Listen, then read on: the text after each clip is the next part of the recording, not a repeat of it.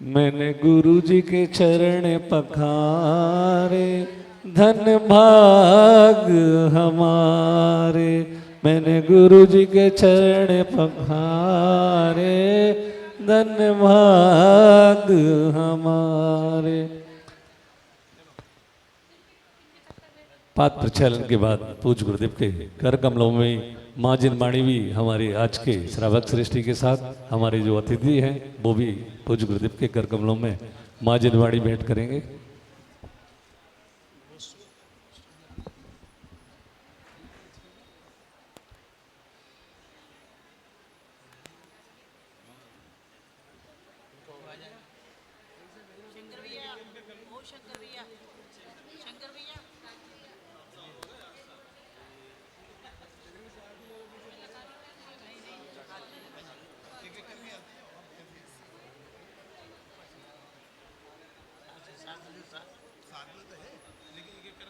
आ जाएं और आज के हमारे जो मुख्य अतिथि है पूज्य गुरुदेव के भक्त, उनका बहुमान करने के लिए हमारे पंचायत समिति के पदाधिकारी प्रबंधक जी सेठ कपूरचंद जी लागोन, श्री निर्मल कुमार जी एडवोकेट साहब, श्री शिखरचंद जी बिजली पहुँचे और हमारे आज के जो श्रावक सृष्टि हैं और पूज्य गुरुदेव के जो भक्तगण हैं हमारे, उनका बहुमान करेंगे।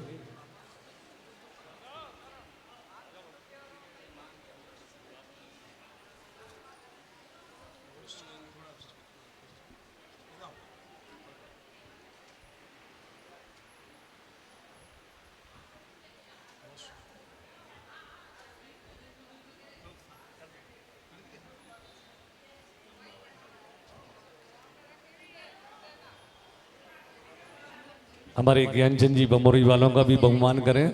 आज के श्रावक सृष्टि हैं वो हमारे आज पूरे दिन का सौभाग्य बमोरी परिवार को मिला है। गुरुदेव यात्रा अच्छी हो जाए, आपका श्री चरणों में बारंबार नमन। गुरुदेव यात्रा अच्छी हो जाए, आपका आशीर्वाद बने रहे। दुर्ग आप पधारें जरूर गुरुदेव। स्वामी नमोस्तु।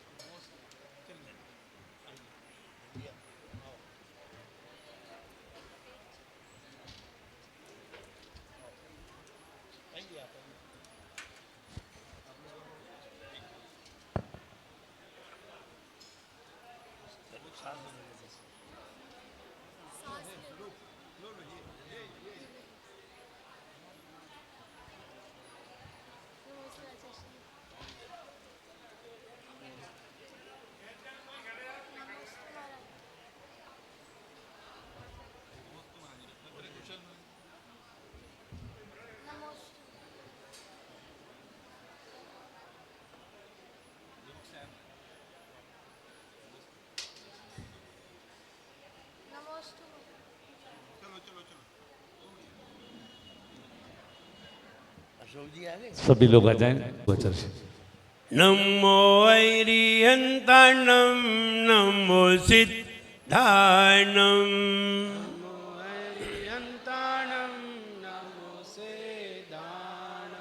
नमो वायर्याणं नमो वच्छयाणं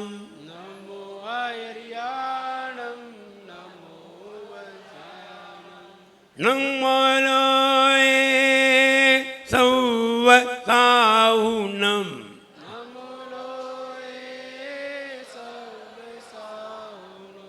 नमो लोये सौवसाहुनं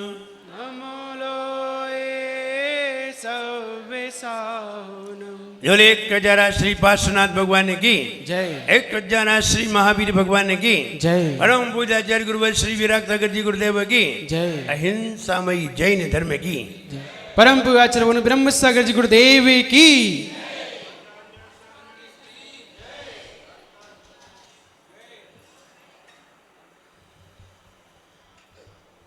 जीवन को समझना बहुत जरूरी है।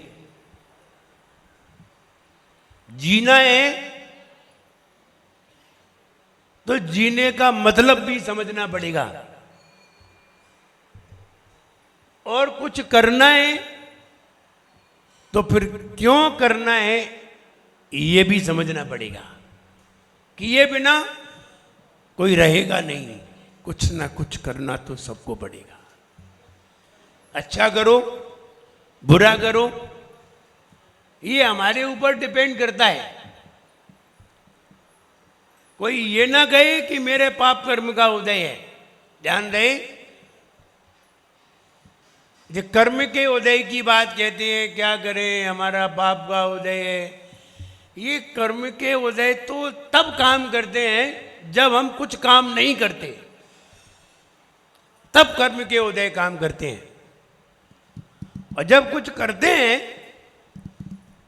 और फिर कोई कर्म ऐसा आ जाता है जो हमारे काम को बिगाड़ता है, तब समझना चाहिए हमारा अच्छे करने पर भी अगर कोई कर्म बुरा करता है तो इसका मतलब है कि हमारे करने से कर्म भारी है, कर्म का पलड़ा ज्यादा है, कर्म के उदय का हिस्सा ज्यादा है और हमारे करने वाले का हिस्सा कम है।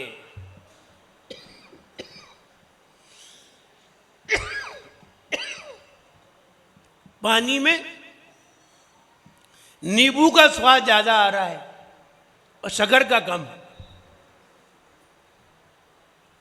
पानी में नींबू का स्वाद ज्यादा आ रहा है, शक्कर का कम, तो इसका मतलब है कि नींबू का पलड़ा भारी है। लेकिन हमने शक्कर ही नहीं डाली, हम कुछ कर ही नहीं रहे हैं और फिर कह रहे हैं कि नींबू का स्वाद आ रहा है, फिर तो नींबू का तो आएगा ही। नींबू पहले से ही पड़ा है और शक्कर बाद में डाली गई है। तो शक्कर जब बाद में डाली गई है तो इसका मतलब है कि शक्कर कम डाली गई है। अगर शक्कर ज्यादा डाली जाती तो नींबू का स्वाद कमजोर पड़ जाता। और दोनों मिले हैं, दोनों चीजें पड़ी हैं। अगर दोनों चीजें नहीं पड़ी होती तो फिर एक का ही स्वाद आता, दूसरे का स्वाद आता ही नहीं। हम अगर पाप कर्म का उदय तुम्हारा कब नहीं चल रहा है? हमेशा चल रहा है। ऐसा नहीं है नहीं चल रहा, हमेशा चल रहा है। आप यहां बैठे हैं तब भी पाप कर्म का उदय चल रहा है। ये मत समझना कि पुण्य का ही उदय चल रहा है। कैसे माने पुण्य का उदय चल रहा है, ये बताइए। और कैसे माने कि पाप का उदय चल रहा है? उदय तो पाप का ही चल रहा है। ये बात अलग है कि हम पुण्य के स्थान पर बैठे हुए हैं, इसलिए हमें उसका असर पता नहीं चल रहा है। अभी यहां से निकलो, फिर क्या का उदय है तो पता चल जाएगा यही उदय पहले चल रहा था। ऐसा नहीं है पहले ये नहीं चल रहा था, यही चल रहा था। कारण इतना था कि हम पाप की ओर अपना मुंह नहीं किए हुए थे, इसलिए हमें उसका पता नहीं चल पा रहा था। जैसे ही हम उसकी तरफ मुंह करेंगे वैसे ही पुण्य का उदय नहीं, जो तुम जो कर रहे थे पता चल जाए किसका उदय आया। इसलिए कोई कहता है कि पाप का उदय तब पता चलते हैं जब हम अपना काम करते हैं। अपना काम करते करते जब कोई बीच में विघ्न आ जाता है और सफलता नहीं मिल पाती, तब समझना चाहिए कि कौन से कर्म का उदय है। हमने सामने वाले का अच्छा किया, हमने सामने वाले में झापड़ मार दिया और सामने वाला कह रहा है धन्य है आपने मुझे झापड़ मारा, मुझे अभी सुनाई नहीं दे रहा था, अब सुनाई देने लगा। तुमने मारा तो बुरा सोच करके था, खराब सोच के मारा था, फिर भी वो तुम्हें धन्यवाद दे रहा है। और तुमने किसी को अच्छा सोच करके कुछ किया और फिर भी तुम्हें वो बुरा कह रहा है। अब समझिए, हमने तो अच्छा किया है लेकिन रिजल्ट मेरा बुरा आया है, ये कर्म का उदय है। मेरा बुरा हो ऐसा सोच करके कोई भी कोई कर्म नहीं करता। चाहे भले ही किसी से लड़ाई हो रही हो तो भी ये सोचकर नहीं करता कि मेरा बुरा होगा, ये सोच करके कोई नहीं करता। सामने वाले को गोली भी मारनी है तो ये सोच के नहीं मारता है कि ये हमें बाद में मारेगा, ये सोच रहे तो मारेगा ही नहीं। ये तो सोचता ही नहीं है। हर व्यक्ति यही सोचता है कि मैं अच्छा कर रहा हूं, लेकिन जब उदय में आता है तब पता चलता है कि मैंने अच्छा नहीं किया था, इसलिए ये रिजल्ट मेरे सामने है। इसलिए आचार्य महाराज कहते हैं आप तो कर्म करिए, विचार मत करिए, जो आना है वो तो आना ही है। हो सकता है अच्छा कर्म करते करते आने वाला चेंज हो जाए, ये हो सकता है। आने वाला चेंज हो जाए, कम हो जाए। हम एक उदाहरण दे रहे कर्म का उदय आपका ऐसा था, इतना बड़ा पत्थर आपके सिर में लगना था, इतना बड़ा, और बचने की तो कोई उम्मीद थी ही नहीं, इतना बड़ा। लेकिन आज से 6 महीने बाद का ये कर्म का उदय है। इतना बड़ा पत्थर आपके सिर में लगेगा और आपकी मृत्यु निश्चित है। ध्यान रहे,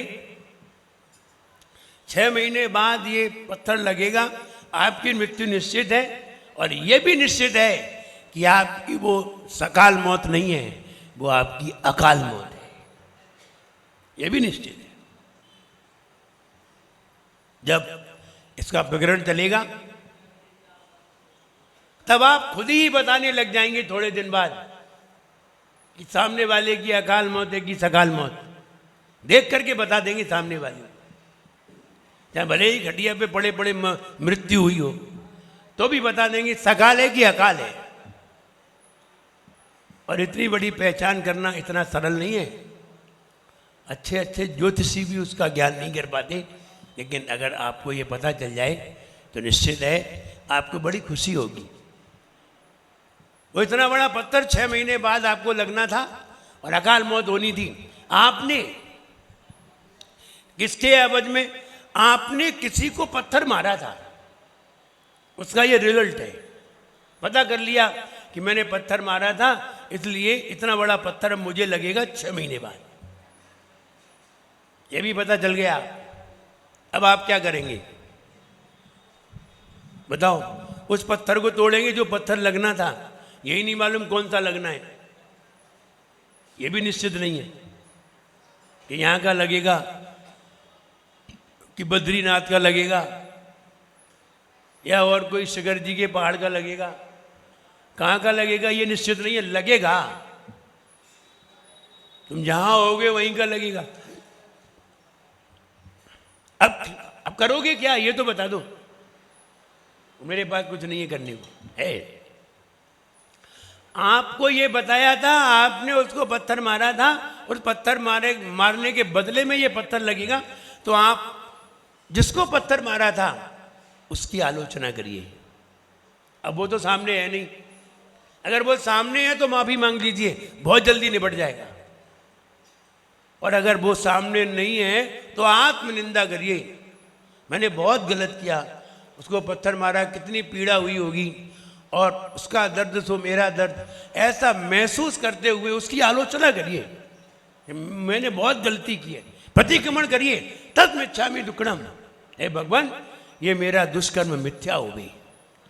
और ऐसा सोचिए, आपने 1 महीने पहले सोचा, अभी 6 महीने बगाया है, अभी 5 महीने शेष हैं, 1 महीने तक सोचा, वो पत्थर आलोचना के बल से घिसते घिसते इतना रह गया। हमने उसकी आलोचना कर दी, हमने अपनी गलती महसूस कर ली, और गलती महसूस कर ली तो वो पत्थर इतना मोटा था, इतना सा रह गया। दूसरे महीने में आप फिर नहीं माने, फिर आपने आलोचना की, अब फिर आलोचना करते गए, पत्थर इतना सा रह गया। फिर तीसरे महीने में आपने आलोचना की, पत्थर और छोटा हो गया। चौथे महीने में फिर आलोचना की, पत्थर इतना सा रह गया। ध्यान रहे, अब ये पत्थर तुम्हारी खोपड़ी में पड़ेगा तो आप मरोगे नहीं, घायल हो गए, इतना सा रह गया। फिर भी आप नहीं माने। 5वां महीना और 6वां महीना अभी पूरा नहीं हुआ है, 5वां महीना में इतना सा रह गया, फिर भी आप नहीं माने। 6वें महीने में आपने उसके टुकड़े कर दिए, अब इतने इतने से टुकड़े रह गए। अब वो ऐसा नहीं है आपको पढ़ेंगे नहीं, पढ़ेंगे जरूर। जो कर्म आपने बांध लिया है वो कर्म मूल जड़ से कभी भी खत्म नहीं होता, असर तो देता है, भले ही कितना भी असर देगा असर। आखिरकार वो पत्थर इतने से रह गए, हुआ ये तुम फिर भी आलोचना करते रहे और आलोचना करते रहे, वे छोटे छोटे कंकड़ हो गए। अगर जरा और ज्यादा आलोचना कर लेते तो वे रेत बन जाती।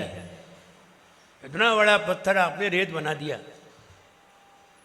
अब आप कहीं भी किसी भी अवस्था में होंगे, वो रेत का पिंड जो है आपके शरीर पर पड़ेगा, और अब आप ज्यादा घायल भी नहीं होंगे। हल्की सी धूल लगेगी, झरा करके आप चले जाएंगे। आपने इतनी बड़ी मौत को जरा सी पीड़ा में टाल दिया। यह है टालने के तरीके, बदलने के तरीके। और आपको यही ख्याल नहीं है कि हमने क्या किया था, हमने कौन सी गलती की थी, और आपको यही नहीं मालूम, तो आप आलोचना किसकी करेंगे? पहले तो मालूम होना चाहिए। अब मालूम होगी तो आप आलोचना करेंगे, आलोचना करते जाएंगे, निंदा करते जाएंगे, धीरे धीरे धीरे धीरे वो टुकड़े होते चले जाएंगे, और इतने टुकड़े हो जाएंगे कि फिर वो टुकड़े हमारे शरीर पर पड़ेंगे तो हमें कुछ भी असर नहीं होगा। हम उससे, उसी कर्म से मृत्यु भी हो सकती थी, हम घायल भी हो सकते थे, हमारा सिर भी फट सकता था, और सिर्फ धूल लगी और हम साफ हो गए, ये भी हो सकता है। ये व्यवस्था है। आप जेल में बंद हैं और आपको सजा हुई है, आप रोज उसकी आलोचना करें। अब जेल तो बाहर की व्यवस्था है, इसलिए वहां से जो भी हो होगा, लेकिन ये कर्म की व्यवस्था थी, तो कर्म की तो अंतरंग व्यवस्था है। अंतरंग से वो धीरे धीरे धीरे धीरे कर्म अपने आप ही कमजोर हो गया। इसलिए आचार्य महाराज कहते हैं, प्रतिदिन प्रतिक्रमण करिए, प्रतिदिन आलोचना करिए, प्रतिदिन आत्मनिंदा करिए, जिसके कारण जितने भी पुराने कर्म पड़े हुए हैं सब ध्वस्त हो जाएं। फिर भी महाराज लोग कोई कर्म को नहीं मिटा पाए और हार लेने चले गए, तो वहां से बैरिंग वापस आना पड़ा। क्यों आना पड़ा? हमने ये वाला कर्म मिटा नहीं पाया। एक दिन मुझे शांति विधान करने के लिए बुलाया गया, मैं घर पर था, हम शांति विधान करने के लिए गए। सवेरे से 6 बजे से भगवान की पूजन कराई, रविवार का दिन था। सवेरे से 6 बजे से 10 बजे तक पूजन कराई बहुत सारे लोगों को। फिर स्वाध्याय कराया, स्वाध्याय करने के बाद भोजन करने गए, भोजन करने के आए 1 बजे से, फिर विधान चालू कराया, 5 बजे तक विधान चला। अब आप विचार करिए, सवेरे से लेकर शाम तक हम किस काम में लगे रहे? सिर्फ भगवान की पूजन में। 5 बजे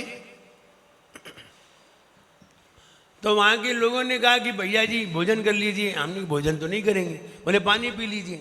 और हम पानी पीने के लिए जल्दी 5 बजे जल्दी कुर्ता पजामा पहन के और जल्दी दौड़ के निकले, तो ऐसा शटर लगा हुआ था, तो शटर नीचा था, तो देखा नहीं जल्दी में, जोर से पड़ा यहाँ जी, आँख के यहाँ से यहाँ तक जाके गड्ढा हो गया,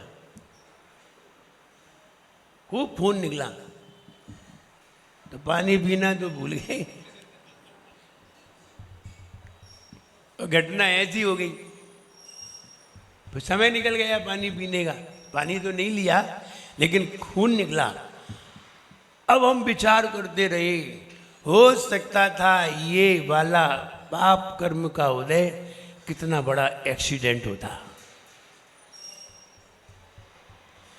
क्योंकि हम इतनी देर से भगवान की आराधना में लगे रहे, बड़े तन्मय होकर के कराते थे, खुद भी करते थे। जब गाते थे ना, सारे लोग हमारे साथ गा उठते थे।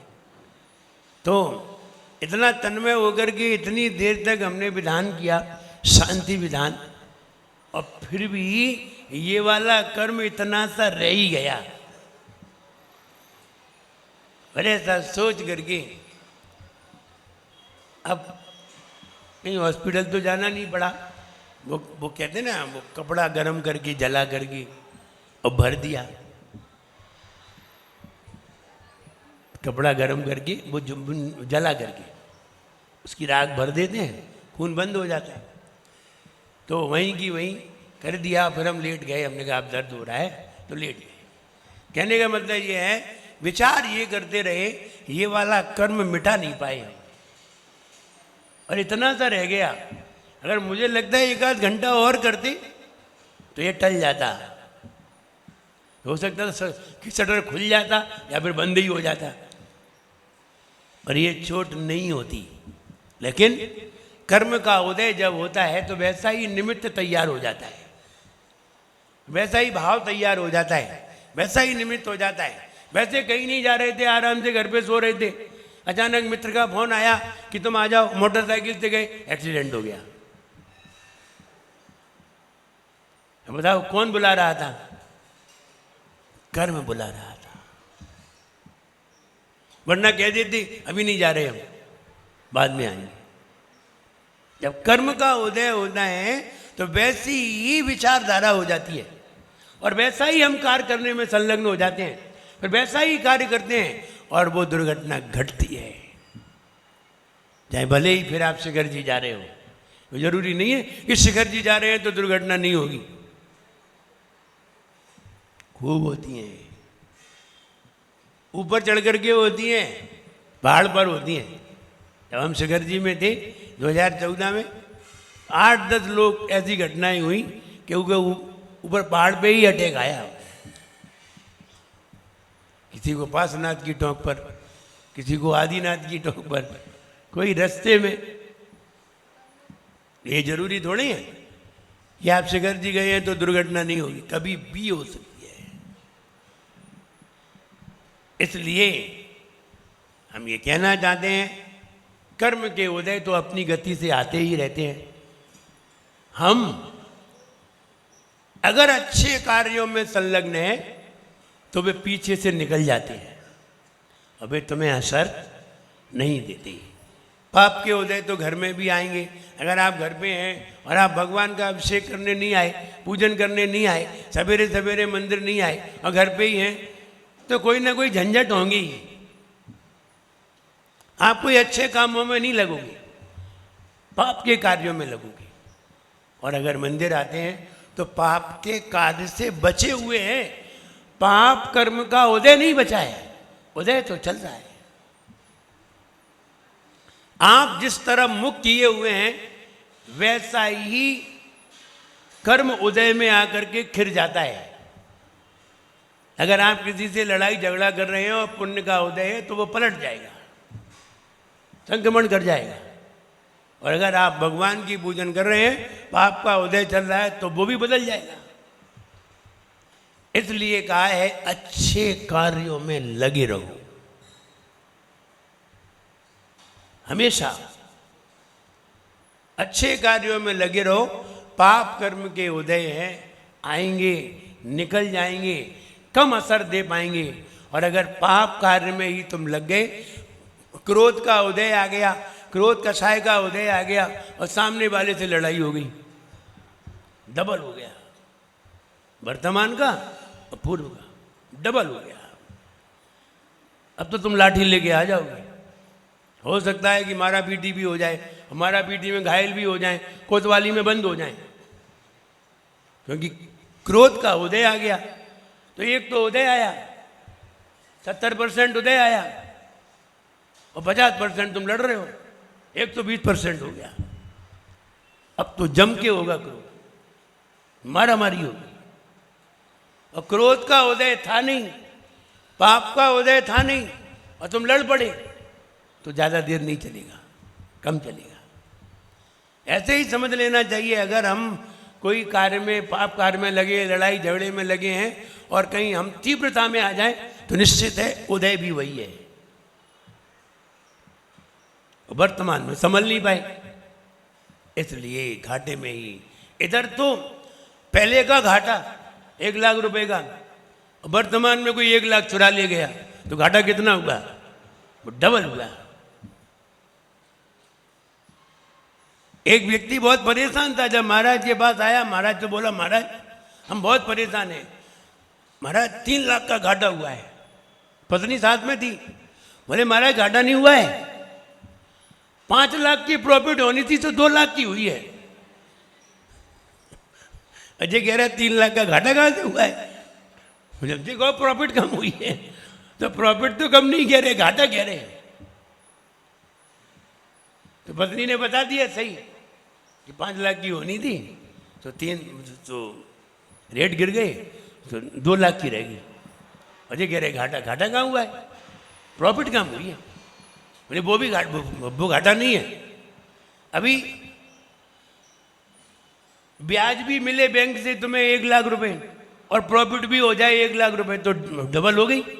ऐसे ही वर्तमान में कर रहे हो और पूर्व का उदय आ जाए तो दोनों मिल जाते हैं, और दोनों मिल करके उस पाप कर्म की अवस्था को और बढ़ा देते हैं। इसलिए बचना चाहिए। पुण्य का उदय चल रहा है, पुण्य का उदय है, और तुम पुण्य कर रहे हो तो डबल हो गए, तो डबल लाभ होगा। तो लाभ में तो आदमी खुश होता है, लॉस में दुखी होता है। इसलिए अच्छे कार्यों में निरंतर लगे रहें। अगर पाप कर्म आ रहा है तो वो कम हो जाएगा, पुण्य कर्म आ रहा है तो डबल हो जाएगा। अच्छे कार्य में कहीं भी हानि नहीं है, उसमें लाभ ही लाभ है। तो यहाँ महाराज बता रहे थे अभी कि अपने अस्तित्व को जानो। अस्तित्व को जानना बहुत जरूरी है। हम अपने आप को ही भूल जाते हैं। वो नाव में 10 लोग बैठे थे, नाव पलट गई नाव, तो सब लोगों को बचा लिया और सब लोग खड़े थे, नाव भी बच गई, सारे व्यक्ति ही बच गए, सबको बचा लिया नाविक ने। अब बचा लिया, उसने गिना तो 9 ही थे। 1 बार गिना, 2 बार गिना, 3 बार गिना, वे सारे लोग 9 ही थे और थे 10। अब बोले 1 कहाँ गया? 1 डूब गया, तो वो अपने आप को नहीं गिन रहा था। तो देखो साहब 9 है और 10 थे हम लोग। वो अपने आप को, हम सबकी व्यवस्था करते हैं, सिर्फ अपने आप को ही भूल जाते हैं। सबके लिए सब करते हैं। मैंने घर में आग लगी तो घर में आग लग गई तो सब निकाल के ले आया, सोफा सेट उठा लाया, तिजोरी उठा लाया, सब उठा लाया। अब नीचे पूछा अब तो कुछ बचा तो नहीं है? तो नहीं, सामान सब आ गया है, सब सामान निकाल ले। बोले कुछ रह तो नहीं गया है? बोले बच्चे की आवाज आई रोने की। बोले हाँ बच्चा रह गया है, सामान तो सब निकाल रहे। ऐसे ही हम सबका तो ख्याल रखते हैं, खुद को ही भूल जाते हैं, अपना अस्तित्व नहीं समझ पाते और सबके विचारों पे ध्यान देते हैं। इसलिए अपना अस्तित्व समझना बहुत जरूरी है। सबका ख्याल बाद में दीजिए, पहले अपने अस्तित्व को बचाइए। आपकी दाढ़ी में आग लगी है तो पड़ोसी की नहीं बुझाइए, पहले अपनी बुझा लीजिए। आपकी बुझ जाएगी तो पड़ोसी की भी बुझा लोगे, वरना दूसरे की कैसे बुझाओगे। इसलिए हमें अच्छे कार्य में निरंतर लगे रहना चाहिए। अच्छे कार्य में कहीं भी हानि नहीं है। पाप का उदय भी बदल के आता है और पुण्य और ज़्यादा बढ़ जाता है। इसलिए अच्छे कार्य ही हमें अच्छा बनाते हैं और हमें अच्छा बनना चाहिए, तभी हम आनंदित हो सकेंगे। जय बोलिए परम पूज्याचार्य गुरुवर श्री विराट सागर जी गुरुदेव की।